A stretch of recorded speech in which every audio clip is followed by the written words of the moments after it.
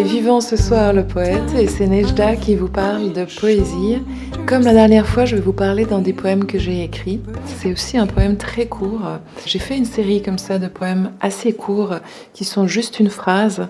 Et dans l'épisode précédent, je vous expliquais pourquoi j'aime en fait les poèmes très très courts et que souvent ça veut dire que j'ai réussi à atteindre ma cible au niveau de ce que j'avais envie de dire ce jour-là.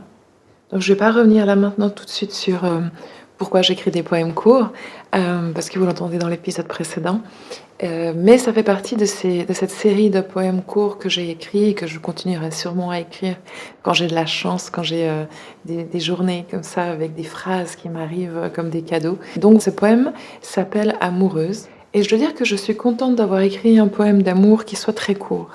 Pas parce que l'amour est court, mais parce que je pense que quand on doit trop expliquer, ça veut dire que les choses sont peut-être pas extrêmement claires à la base.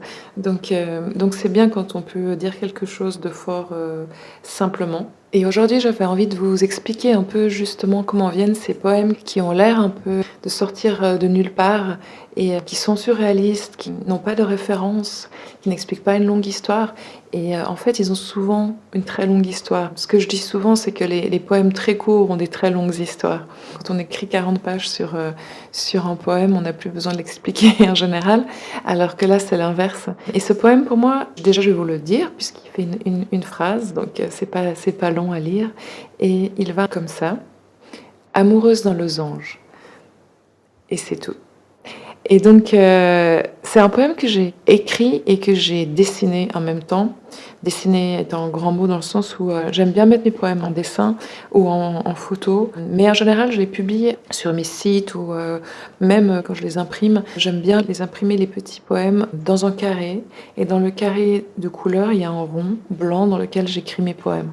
Et ce design m'est venu un jour alors que j'écrivais un poème en anglais qui parlait justement du fait de faire rentrer les ronds dans des carrés et qui disait, en traduisant grossièrement, on nous dit toujours qu'on ne peut pas faire rentrer des ronds dans les carrés.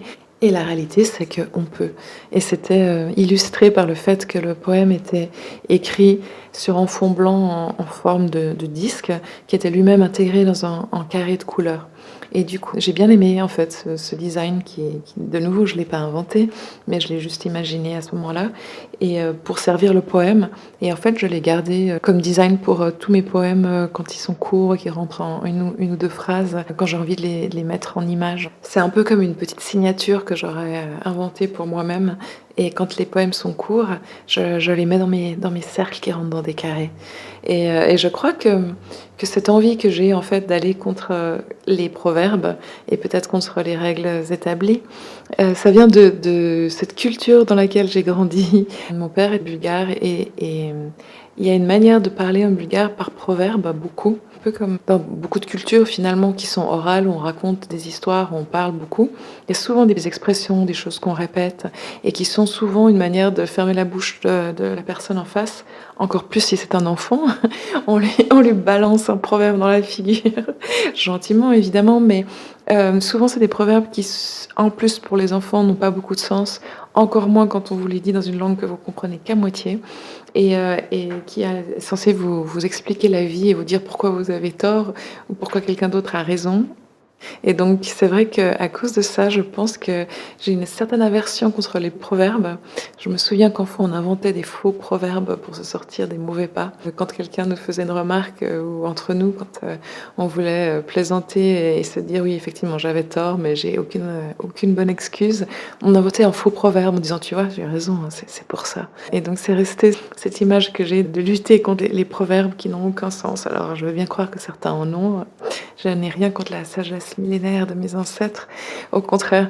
Mais il y a aussi des proverbes qui sont juste là pour vous dire, ouais, bref. C'est comme l'habit ne fait pas le moine. Et en allemand, vous avez le même poème qui dit, pas le même poème, je suis obsédée par les poèmes, la même expression qui dit l'habit fait le moine. Et effectivement, je pense que les deux expressions sont correctes dans le sens où tout dépend des circonstances et que parfois l'habit ne fait pas le moine et que parfois l'habit fait le moine.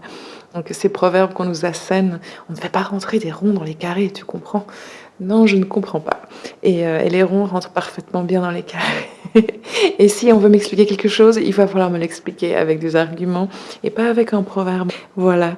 Donc tout ça, c'était pour expliquer pourquoi je faisais rentrer mes poèmes dans des ronds et dans des carrés. Et c'est la principale raison, en fait, du début du poème Amoureuse, qui était Amoureuse dans le losange, parce que justement, je regardais ce design du rond et du carré, et je riais intérieurement de ce qu'on avait pu me dire sur ce design, et des raisons pour lesquelles j'avais écrit ce poème en anglais. Et tout en parlant de ça, je pensais à l'écriture plus que je pensais à une personne en particulier, même si j'avais certainement une personne aussi en tête.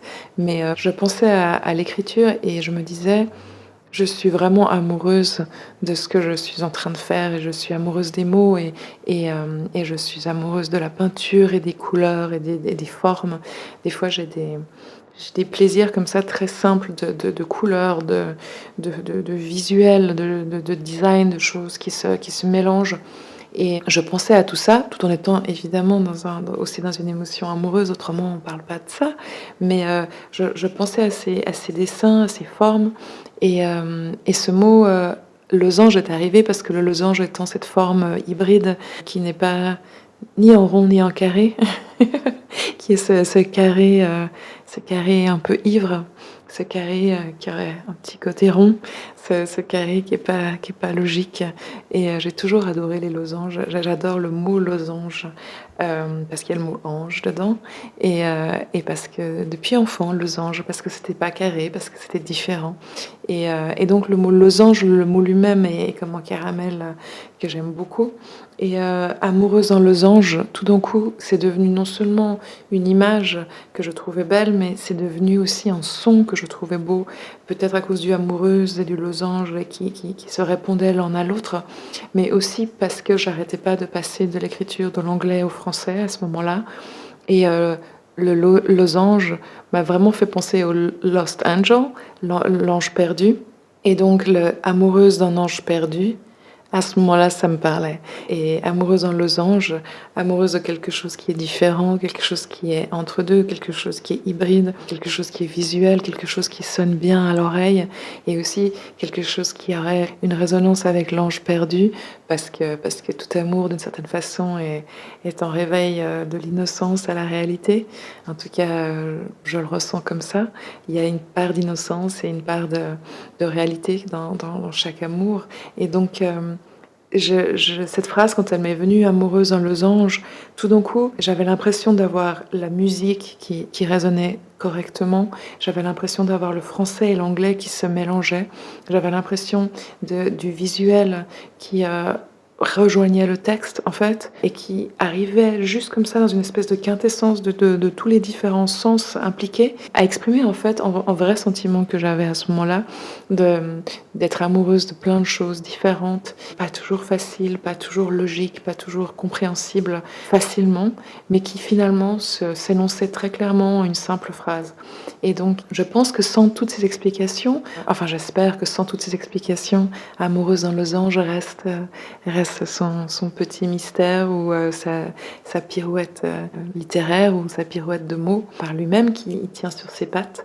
Mais c'est vrai que sur ce poème-là, j'avais envie de vous raconter tout ce qu'il y avait eu autour, pourquoi il m'était venu, parce que du coup, ça vous explique pourquoi il est pour moi tellement complet alors qu'il est tellement petit ou en tout cas court, et que c'est souvent ça. Ces poèmes très courts comme ça, pour moi, ils sont pleins d'une histoire, de couleurs, de sensations, de tellement d'autres choses. Et d'une certaine manière, j'ai envie de vous les partager parce que justement, j'ai envie de vous faire sentir l'intensité, la densité de ce qu'il y a autour. En même temps, j'ai pas envie de rentrer dans les détails non plus parce que j'aimerais tellement vous laisser l'espace de liberté à vous de ressentir et de mettre ce qui est en vous dans les mots, parce que les mots appartiennent à tout le monde et d'une certaine manière, c'est comme une maison que j'ouvre, mais dans laquelle vous pouvez vous installer comme vous avez envie. Donc voilà, j'étais un peu partagée entre le fait de vous expliquer les circonstances et ne pas vous les expliquer, mais je crois que j'arrive de mieux en mieux à vous expliquer sans tout dévoiler.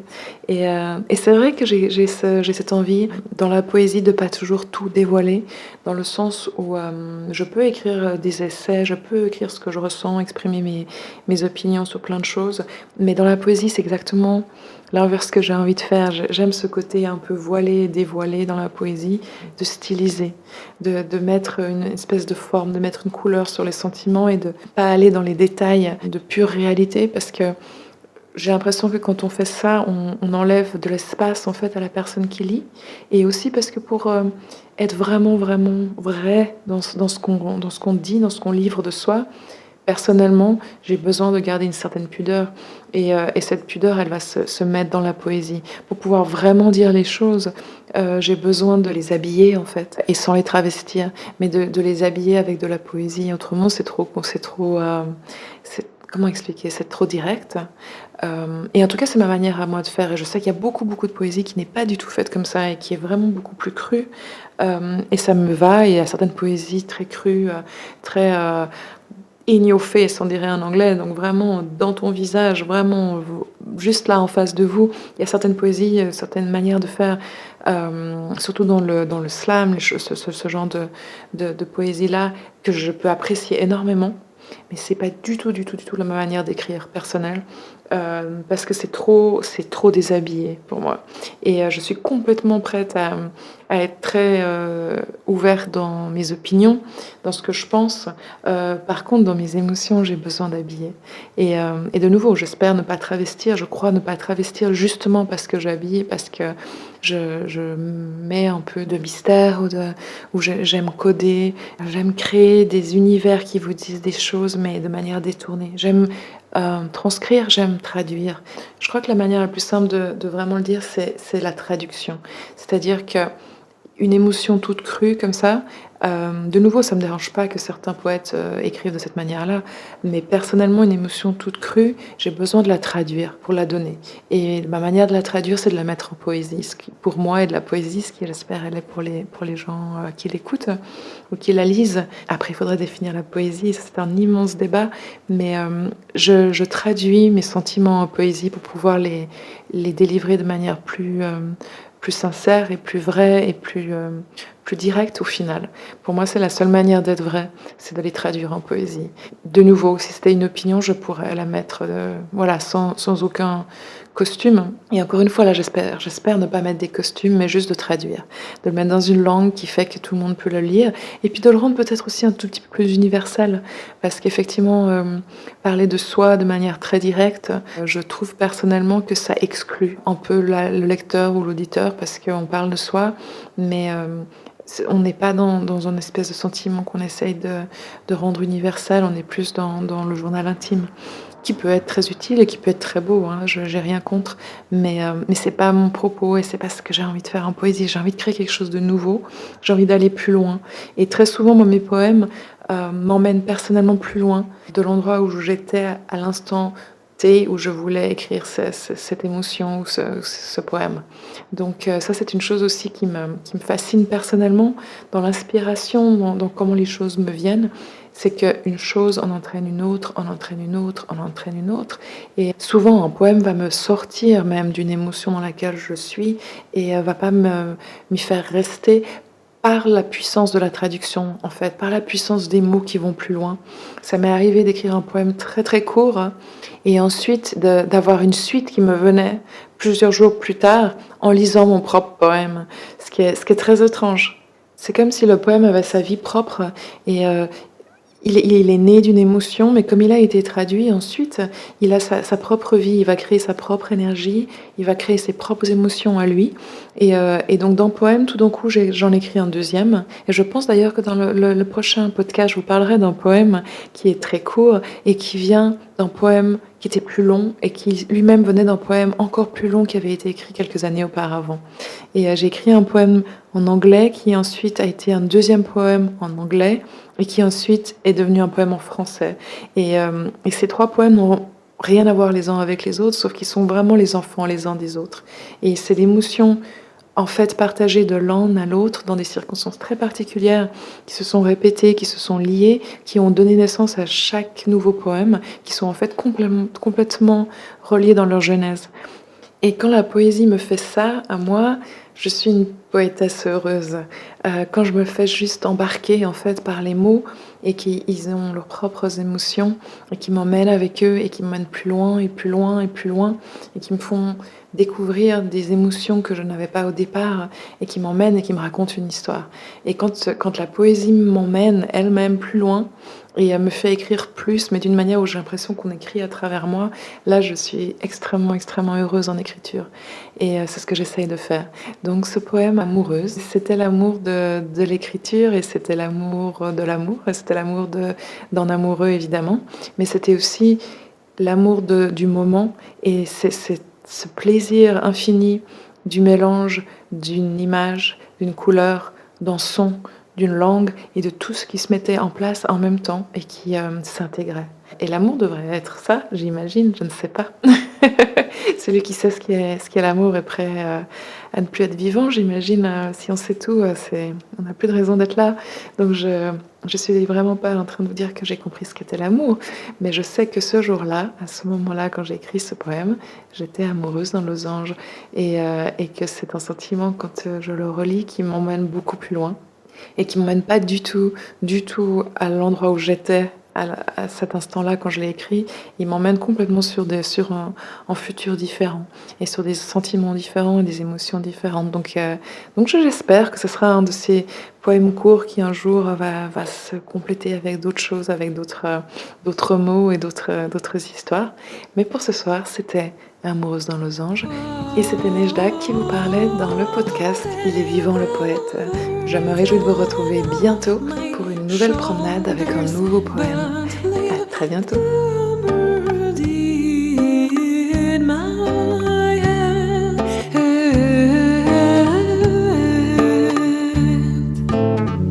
Forever see